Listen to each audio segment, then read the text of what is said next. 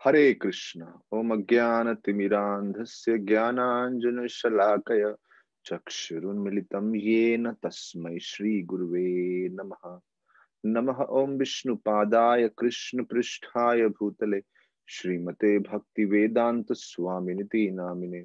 नमस्ते सारस्वते देवे गौरवाणी प्रचारिणे निर्विशेष शून्यवादी पाश्चात्यादेशतारिणे। जय श्री कृष्ण चैतन्य प्रभु नित्यानंद श्री अद्वैत गदाधर श्रीवासादि गौर भक्त वृंद। हरे कृष्ण कृष्ण कृष्ण हरे हरे, हरे राम राम राम हरे हरे। हरे कृष्णा। श्री नित्यानंद प्रभु की जय। हम कथा कर रहे हैं संपूर्ण गौर लीला पे और श्री चैतन्य महाप्रभु के बारे में चर्चा करते हुए हम कुछ समय के लिए बीच में श्री नित्यानंद प्रभु के बारे में चर्चा करेंगे। श्री कृष्ण साथ में श्री बलराम जी, उसी प्रकार से राम जी उनके साथ लक्ष्मण जी, उसी प्रकार से श्री गौरांग महाप्रभु के साथ नित्यानंद प्रभु। हमने कल चर्चा की श्री नित्यानंद प्रभु के जन्म और बाल्य लीलाओं के बारे में और किस प्रकार से जब नित्यानंद प्रभु 12 साल के थे, 12 वर्ष की उनकी उम्र हो गई इस पृथ्वी पे लीला करते हुए, उस समय एक सन्यासी आए और श्री नित्यानंद प्रभु को तीर्थ यात्रा के लिए लेके चले गए। और हमने चर्चा किया कैसे क्या अवस्था होती है एक चक्र की, उनके माता और पिता की क्या अवस्था होती है उस समय। इसी बात पे आगे चर्चा करते हुए हम चलते हैं कि नित्यानंद प्रभु की जो तीर्थ यात्रा प्रारंभ हुई उसमें वो किस किस स्थान पे गए। नित्यानंद प्रभु वक्रेश्वर गए, वक्रेश्वर से वैद्यनाथ गए, वहां से गया और काशी भी गए। काशी जो भगवान शिव का स्थान है, जहां पे गंगा जी का प्रवाह भी होता है, वहां पे गए। और नित्यानंद भगवान बहुत ही प्रसन्नचित हो गए गंगा जी के दर्शन काशी में करके। नित्यानंद प्रभु ने वहां पे स्नान किया, गंगा जल को का पान भी किया। और इतने समय गंगा जी के रहने के बाद भी, गंगा जी में रहने के बाद भी उनकी संतुष्टि नहीं हुई। गंगा जी का जब स्पर्श कर रहे थे तो वो स्पर्श करते हुए अनुभव कर रहे थे कि ये गंगा जल का स्रोत क्या है, भगवान श्री कृष्ण के चरणों से उत्पन्न होती है गंगा जी। तो वो भगवान के सानिध्य का अनुभव कर रहे थे, क्योंकि जहां श्री कृष्ण भगवान है उसी प्रकार से बलराम जी सेवक भगवान है।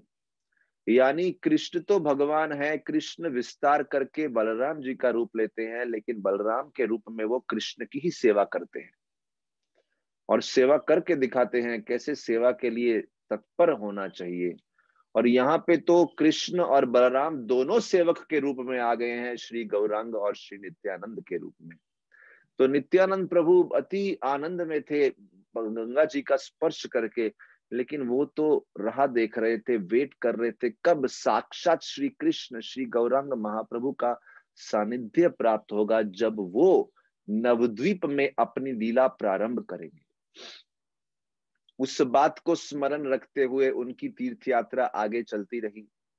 माघ के महीने में उन्होंने प्रयाग में स्नान किया और वहां से मथुरा चले गए, जो श्री कृष्ण की जन्मभूमि के रूप में प्रसिद्ध है और बलराम जी की जन्मभूमि भी।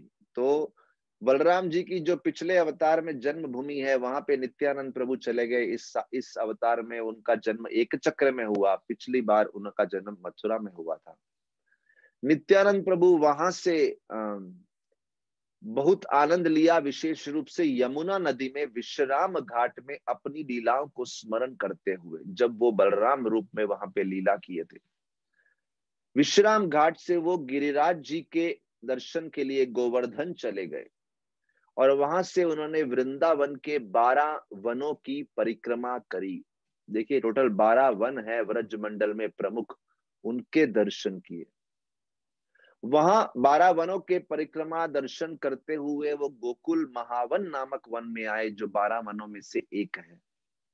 और महावन में नंद महाराज के आंगन के महल के नंद भवन के दर्शन किए। यहाँ तक कि वहां पे काफी समय पे बैठे हुए भगवान की कहीं लीलाओं को स्मरण करते करते बहुत देर तक रोते रहे, बहुत देर तक अश्रु प्रवाह होते रहे उनके नेत्रों से। भगवान मदन गोपाल जी को प्रणाम किया और वहां से हस्तिनापुर चले गए। तो गोकुल महावन में उन दिनों में मदन गोपाल भगवान थे, जो बाद में मदन मोहन मंदिर के नाम से प्रसिद्ध हो गए। तो वहां मदन गोपाल जी को प्रणाम किया, वहां से हस्तिनापुर गए, जो पांडवों की नगरी है, जो आज की डेट में दिल्ली से प्रसिद्ध है। उस स्थान पे आ गए और पांडवों के घर को देखते हुए नित्यानंद प्रभु पांडवों की भक्ति का स्मरण करके बहुत देर तक क्रंदन करते रहे, भावाकुल हो गए, आनंद में अश्रु प्रवाह होने लगे उनके हृदय से। वहां के जो लोकल लोग थे उनके हृदय में इतनी भक्ति नहीं थी, वो समझ नहीं पाए ये कौन व्यक्ति है, इतने भावावेश में है, इतने भाव विभोर हो गए हैं, इतने इमोशनल हो गए हैं, कौन व्यक्ति है। बलराम जी की अनेक लीलाओं का स्मरण किया हस्तिनापुर में। अगर आपको याद हो कृष्ण लीला को अगर आप पढ़ेंगे तो उसमें देखेंगे कि बलराम जी काफी समय हस्तिनापुर बिताए, दुर्योधन को भी ट्रेनिंग दिया। श्री नित्यानंद प्रभु हस्तिनापुर में बिताए हुए समय का स्मरण करके जोर जोर से बोलने लगे, ओ हलधर कृपया मेरी रक्षा करो, ओ हलधर कृपया मेरी रक्षा करो। तो नित्यानंद प्रभु भक्त के भाव में बलराम जी को पुकार रहे हैं। फिर नित्यानंद प्रभु द्वारका गए और वहां पे बड़े आनंद से उन्होंने समुद्र में स्नान किया और वहां द्वारका से वो सिद्धपुर चले गए, जो भगवान कपिल देव का स्थान है। वहां से वो मत्स्य तीर्थ गए, वहां पे प्रसाद इत्यादि सेवा किया एक उत्सव में, और वहां से फिर दक्षिण में आ गए। दक्षिण भारत में शिव कांची और विष्णु कांची के दर्शन किए और कांचीपुरम में आके का सभी मंदिरों के दर्शन किए।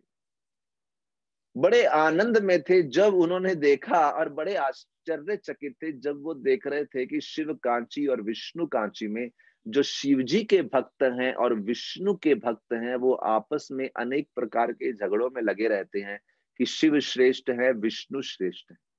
नित्यानंद प्रभु देख रहे थे, देखो कैसा अज्ञानता का प्रभाव है, जहाँ शिव और विष्णु में इतना प्रेम है और ये लोग आपस में झगड़ रहे हैं, डिबेट करते रहते हैं, तर्क वितर्क करते रहते हैं। इन सब तीर्थ यात्रों में तीर्थ स्थानों में यात्रा करते हुए भगवान नित्यानंद प्रभु ने कुरुक्षेत्र की यात्रा भी की थी, बिंदु सरोवर की यात्रा की थी, प्रभास की यात्रा की थी, और ब्रह्म तीर्थ और चक्र तीर्थ नामक स्थान पे भी गए। सरस्वती नदी के जो स्रोत हैं, प्रति स्रोत, वहां पे भी गए, और नैमी शरण्य भी गए थे और अयोध्या भी गए थे। जब अयोध्या गए थे तो रामचंद्र जी के जन्म स्थान को देख के बहुत आनंदित हुए, और वहां पे जो गुहक राजा का राज्य था उसको भी स्मरण किया, कैसे राजा गुहक ने राम और लक्ष्मण की बहुत सेवा की थी।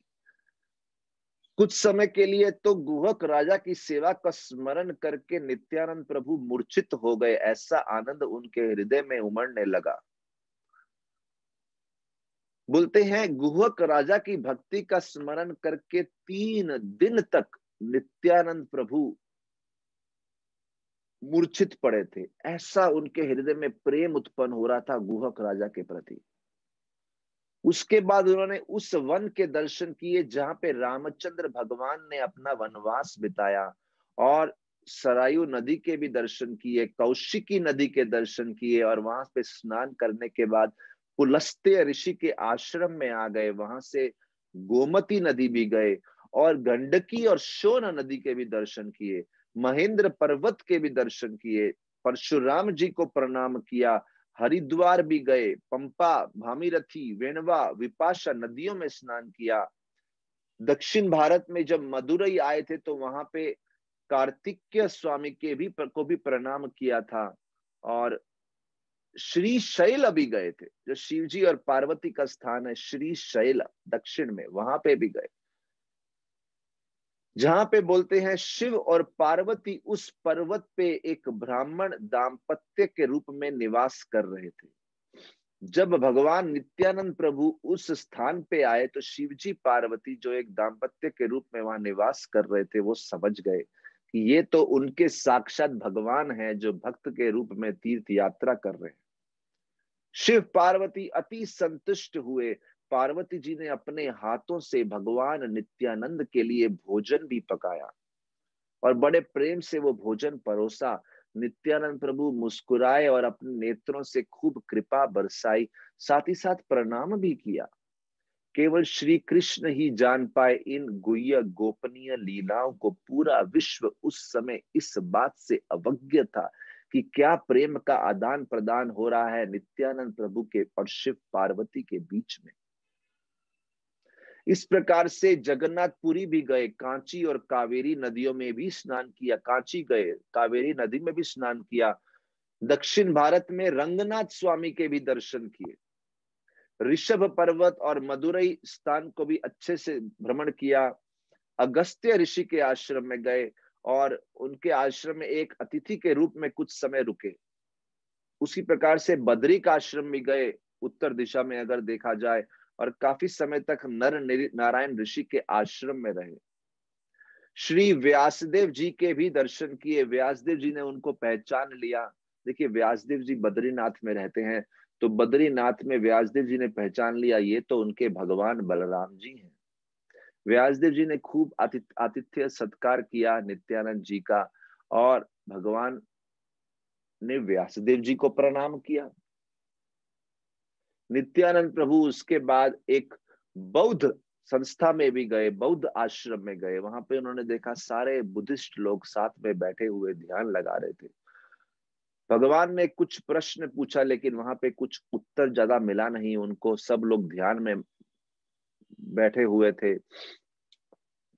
नित्यानंद प्रभु अपनी आगे यात्रा करते रहे और एक समय इस प्रकार से यात्रा करते हुए कन्याकुमारी भी आए। तो भारत में अलग अलग दिशा में भ्रमण किया और कन्याकुमारी में दुर्गा देवी के दर्शन करके वहां से दक्षिण सागर में स्नान भी किया और गोकर्ण भी गए। गोकर्ण में उन्होंने पार्वती जी के दर्शन किए जो गोकर्ण नामक द्वीप में निवास करती हैं, और वहां से महिष्मती नगरी भी गए। और इस प्रकार से उनकी यात्रा इतने आनंद से चल रही थी, बिना किसी भय के स्वेच्छा से अलग अलग तीर्थ स्थान पे यात्रा कर रहे थे। मानो नित्यानंद प्रभु का तो अपने शरीर पे कुछ कंट्रोल ही नहीं था, वो तो भगवत प्रेम की भावनाओं में बहते जा रहे थे। उनके हृदय में भगवान के प्रेम की लहर ऐसे उमड़ रही थी कि वो इस स्थान से उस स्थान से फलाने स्थान से फलाने स्थान तक लगातार ट्रेवल कर रहे थे। कभी रो रहे थे, कभी जोर जोर से हंस रहे थे। कौन समझ सकता है ऐसे भावनाओं को जो भगवत प्रेम से प्रेरित हो। इस प्रकार जब नित्यानंद प्रभु ने यात्रा किया, अभी अगला जो प्रसंग आता है भगवान नित्यानंद प्रभु की लीला में, तो हमने चर्चा किया उनके जन्म किया, उनके बाल्य लीला, किस प्रकार से एक सन्यासी उनके घर पे आए जो उनको घर से तीर्थ यात्रा में लगा दिए। फिर नित्यानंद प्रभु तीर्थ यात्रा करते रहे, भगवत प्रेम में डूबे हुए। उस यात्रा के दौरान उनका मिलना श्री माधवेंद्र पुरी से हुआ। अभी श्री माधवेंद्र पुरी एक बहुत ही प्रमुख गौड़ीय वैष्णव आचार्य हुए हैं। जो लोग नहीं जानते उनके लिए बता दूं कि श्री चैतन्य महाप्रभु के गुरु हुए श्री ईश्वर पुरी, और श्री ईश्वर पुरी के गुरु हुए श्री माधवेंद्र पुरी। तो नित्यानंद प्रभु का मिलना श्री माधवेंद्र पुरी से हुआ, और जब श्री माधवेंद्र पुरी से मिले, उन्होंने देखा कि श्री माधवेंद्र पुरी का शरीर मन चित्त पूर्ण रूप से भगवान के प्रेम में मग्न है, हमेशा भगवान के नाम में भगवान की सेवा में मग्न है। उनके हृदय में भगवान की सेवा के अलावा और कोई चर्चा नहीं उठती थी। ऐसे लगता था भगवान स्वयं माधवेंद्र पुरी के हृदय में उनके शरीर में लीला कर रहे हैं। ऐसी स्फूर्तियां होती थी माधवेंद्र पुरी के हृदय में। मानो भगवान स्वयं लीला कर रहे हैं।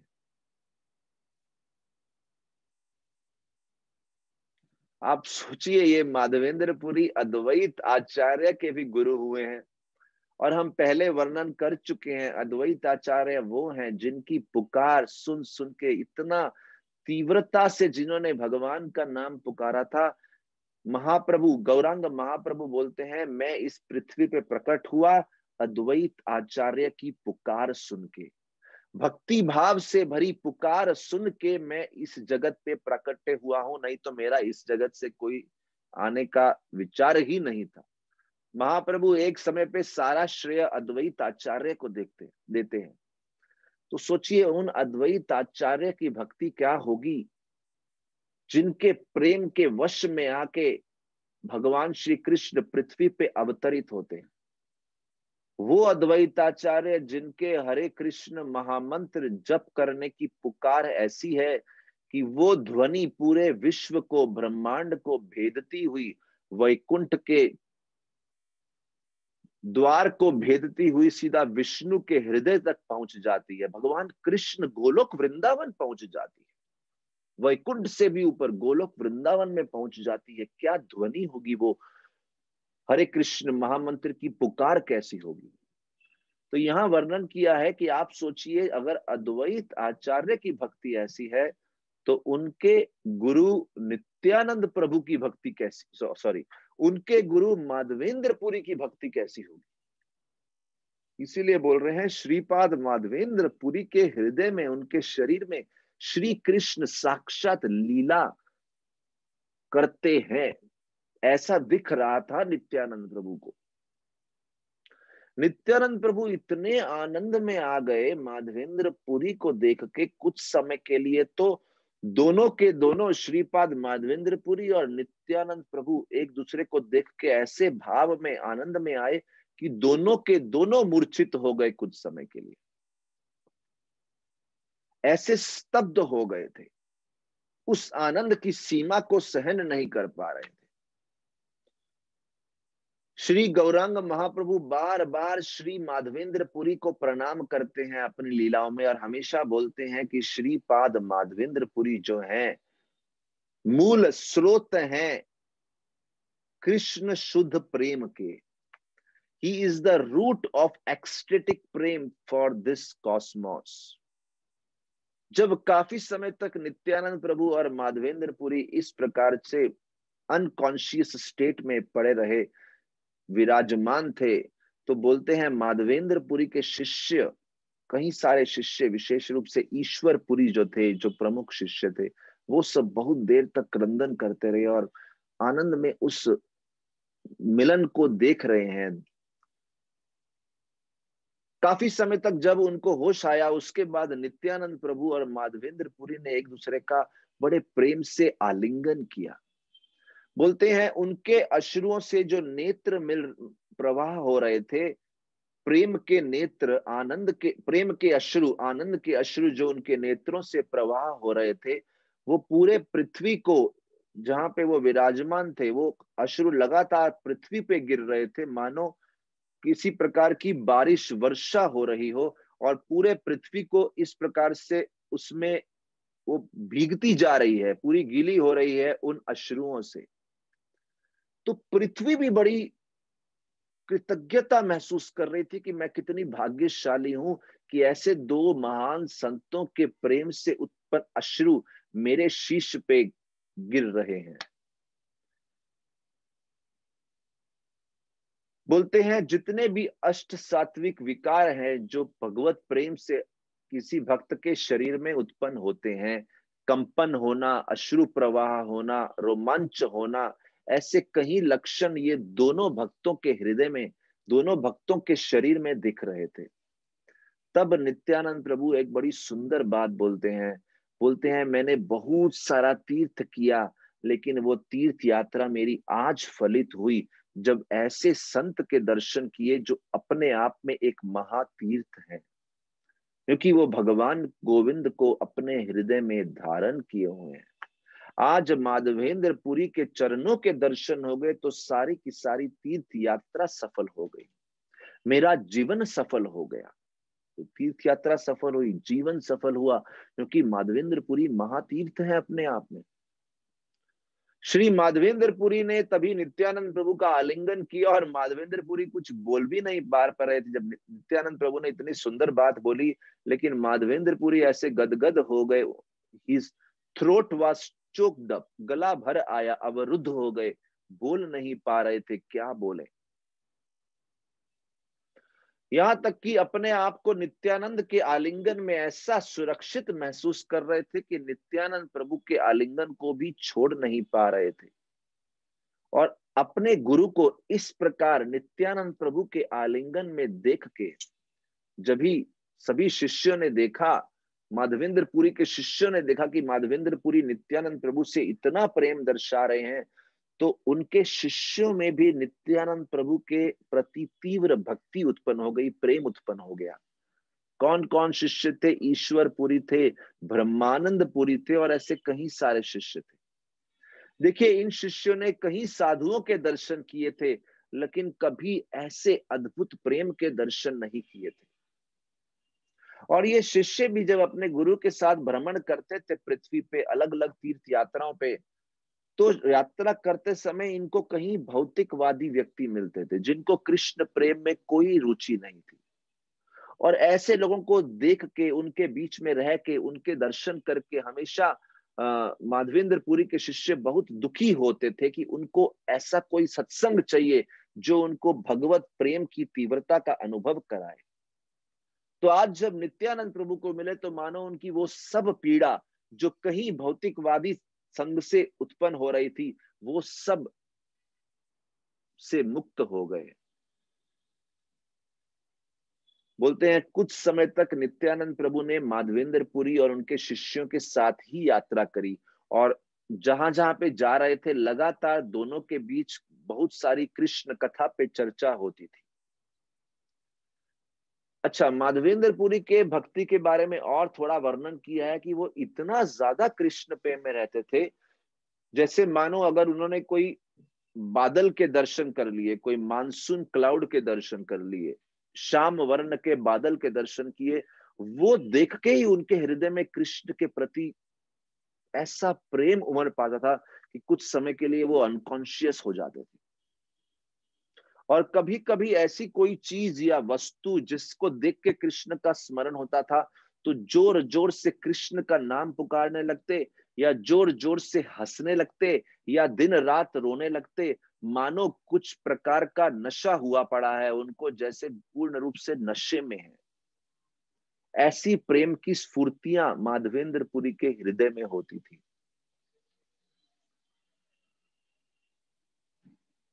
और जब भी ऐसा होता, नित्यानंद प्रभु या माधवेंद्रपुरी इस प्रकार से भावावेश हो जाते, तो उस समय उनके शिष्य माधवेंद्रपुरी के जोर जोर से भगवान हरि का नाम जपने लगते।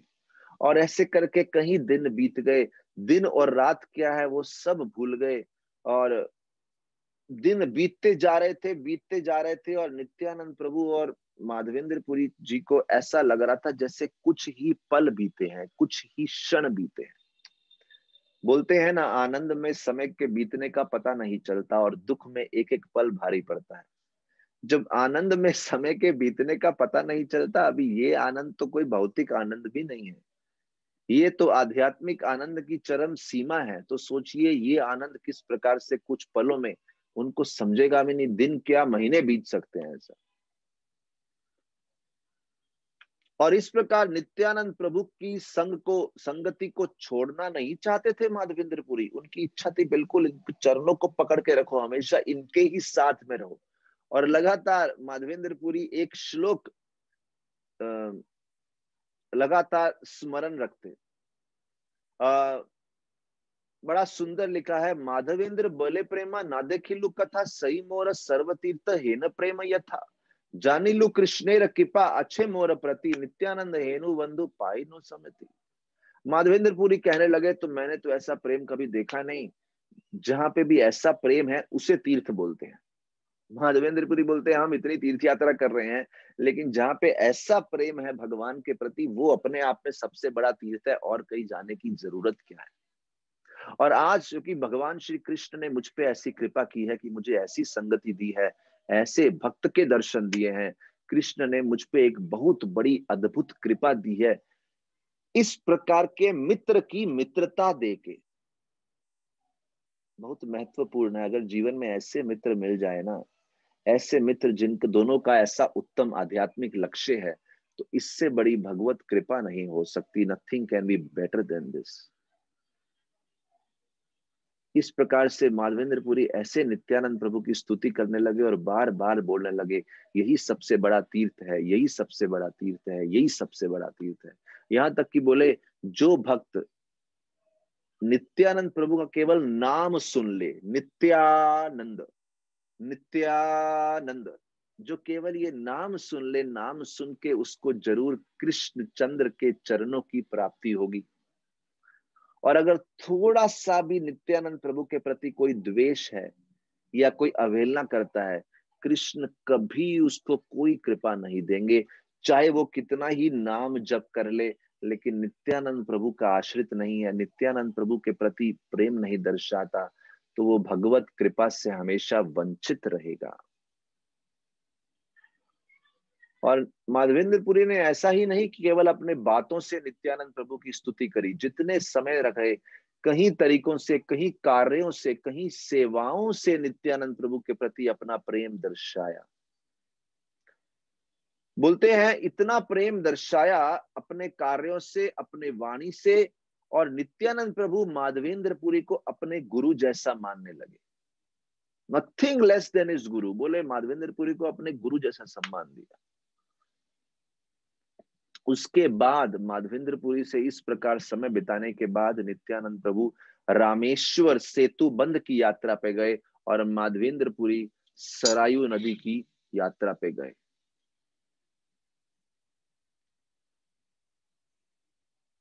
लेकिन इस यात्रा पे तो चले गए, उनका अपना अपना जीवन का यात्रा करना था, लेकिन कृष्ण प्रेम में इस प्रकार से मग्न होने के कारण नित्यानंद प्रभु और माधवेंद्र पुरी अपने शरीर को ही भूल गए थे। वो भूल गए थे कि इधर यहाँ किसी शरीर में भौतिक जगत में रह रहे हैं। तो इसके बाद वर्णन आता है बड़ा ही सुंदर। तो बात इस प्रकार से आती है कि यात्रा तो वो लोग कर रहे थे, लेकिन यात्रा करते करते एक दूसरे के प्रति बहुत गहराई से विरह का अनुभव कर रहे थे, और साथ ही साथ भगवान का स्मरण भी लगातार कर रहे थे। जब नित्यानंद प्रभु सेतु बंद में आ गए, वहां से यात्रा करते हुए धनुष तीर्थ गए, रामेश्वर गए, और कहीं और स्थानों पर यात्रा करते हुए नीलाचल आ गए। अभी देखिए, नीलाचल जो है पुरी, वो स्थान है जगन्नाथ बलदेव सुभद्रा जी का। तो बलदेव जी तो साक्षात नित्यानंद प्रभु हैं। तो वहां पे आ गए तो बहुत विशेष प्रकार की भावनाएं उनके हृदय में उत्पन्न हुई, क्योंकि ये बलराम जी का स्थान है, उनका स्वयं का स्थान है। उन्होंने जब जगन्नाथ जी को दर्शन किया तो उन्होंने देखा कि जगन्नाथ जी जो है, जगन्नाथ जी को इस दृष्टिकोण से देखा कि यही जगन्नाथ जी तो स्रोत हैं वासुदेव, शंकरशन, अनिरुद्ध और प्रद्युम्न के, चतुर्व्यूह के। जगन्नाथ जी को देख के नित्यानंद प्रभु इस प्रकार से एक्सटेसी में, आनंद में थे, काफी समय तक मूर्छित पड़े रहे वहां पे, और शरीर में कंपन है, रोमांच हुआ, अश्रु प्रवाह हो रहे हैं, और जोर जोर से गरजते हुए भगवान का नाम जप कर रहे हैं। बोले नित्यानंद प्रभु के भावनाओं का वर्णन करना किसी भी भौतिक जीव के लिए संभव नहीं है। वहां से यात्रा करते हुए गंगा सागर गए, और उसके बाद यात्रा करते हुए धीरे धीरे मथुरा पहुंच गए, और मथुरा में काफी समय तक निवास किए। क्यों निवास कर रहे थे? उनको मालूम है श्री गौरांग महाप्रभु का जो लीला है वो प्रारंभ होने वाला है नवद्वीप में। वो जानते थे कि जीवन में पहले काफी वर्ष तक, लगभग 2 दशक तक भगवान गौरचंद्र नवद्वीप में अज्ञात में रह रहे हैं। किसी को मालूम नहीं कि ये साक्षात भगवान है। वो एक पंडित की भूमिका निभा रहे हैं, एक स्कॉलर की भूमिका निभा रहे हैं, निमाई पंडित के रूप में रह रहे हैं। तो जब वो इस प्रकार से एक प्रकार के अज्ञातवास में रह रहे हैं, किसी को मालूम नहीं है कौन है, नित्यानंद प्रभु सोचे मैं तभी वहां जाऊंगा जब गौरांग महाप्रभु अपना संकीर्तन प्रारंभ करेंगे, और अपने जिस लक्ष्य के लिए, जिस उद्देश्य के लिए आए हैं, जिस प्रयोजन के लिए आए हैं, उस प्रयोजन को समाज में प्रस्तुत करेंगे, उस समय मैं जाऊंगा। देखिए, नित्यानंद प्रभु अभी तक कई बार कृष्ण प्रेम, कृष्ण भक्ति, कृष्ण कीर्तन का प्रचार कर सकते थे, लेकिन नहीं किया, क्योंकि वो एक सेवक के भाव में थे। और क्योंकि वो एक सेवक के भाव में थे, तब तक नहीं करेंगे जब तक महाप्रभु का आदेश नहीं होगा, जब तक महाप्रभु उनको पर्सनली इंस्ट्रक्ट नहीं करेंगे। मथुरा में काफी समय रहे, यमुना में, जल में, और वहां पे अनेक बालकों के साथ कई बार खेले, क्रीड़ा किया, एक ग्वाले के भाव में। देखिए, नित्यानंद प्रभु सर्वशक्तिशाली हैं, ही इज ओमनीपोटेंट, लेकिन फिर भी वो कोई भक्ति का प्रचार नहीं किए, क्योंकि नित्यानंद प्रभु कहते हैं, यबे गौर चंद्र प्रभु करीबा प्रकाश, तार से आज्ञार भक्ति दानेर विलास। जब भगवान गौरचंद्र ने अपने ऐश्वर्य प्रस्तुत किए, अपने ऐश्वर्य प्रकट किए, तब मैं भक्ति का प्रचार करूंगा। ये भगवान श्री चैतन्य महाप्रभु के भक्तों की नम्रता और महिमा है, कैसे वो एक दास भाव में इस प्रकार से रहते हैं। तो इस प्रकार से नित्यानंद प्रभु की तीर्थ यात्रा चल रही थी और काफी समय तक मथुरा में रह रहे थे। तो अभी तक हमने महाप्रभु नित्यानंद प्रभु की तीर्थ यात्रा और माधवेंद्रपुरी से जो उनका मिलन हुआ उसके बारे में सुना। आगे चल के हम चर्चा करेंगे कैसे नित्यानंद प्रभु का फाइनली श्री चैतन्य महाप्रभु से मिलन हुआ। बहुत ही सुंदर मिलन है, जब पहली बार इस लीला में, इस अवतार में राम और लक्ष्मण, कृष्ण और बलराम गौर और निताई के रूप में मिल रहे हैं। बोलो श्री गौरांग महाप्रभु की जय, श्री नित्यानंद प्रभु की जय, श्रील प्रभुपाद की जय। हरि बोल।